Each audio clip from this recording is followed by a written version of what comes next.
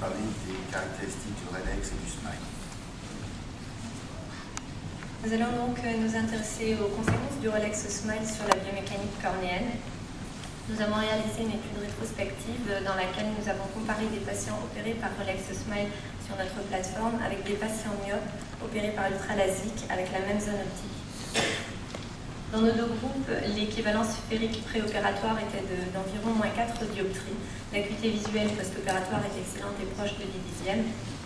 Par contre, nous avons constaté avec le Rolex Smile moins de sécheresse oculaire et surtout significativement moins d'aberrations visuelles, puisqu'on en retrouvait 8% seulement avec le Smile contre 50% avec l'ultralasique.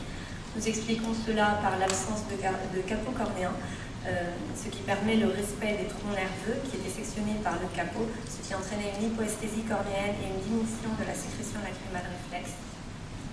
L'absence de capot permet également un meilleur respect du squelette de la cornée. En effet, celle-ci est constituée d'un empilement de lamelles de collagène qui sont attachées au niveau du limbe et maintenues sous tension par la pression intraoculaire. La section de ces lamelles entraîne leur relâchement en périphérie avec une tendance à l'expansion, alors qu'au centre, la cornée s'aplatit. Cette désorganisation de la structure cornéenne par la section du capot peut être retrouvée dans l'analyse des topographies. En effet, de nombreuses études sur les effets du capot cornéen ont montré qu'il provoquait des altérations biomécaniques qui étaient retrouvées, qui se manifestent par un épaississement cornéen périphérique et un aplatissement cornéen central. Cela est visible si on compare les topographies préopératoires et post-opératoires en réalisant une topographie différentielle.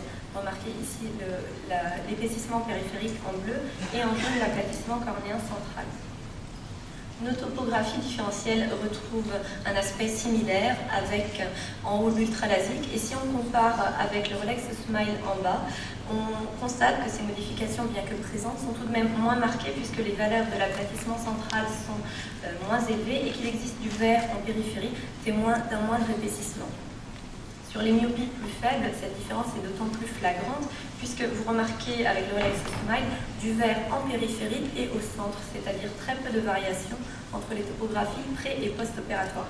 Ce sont bien des topographies différentielles.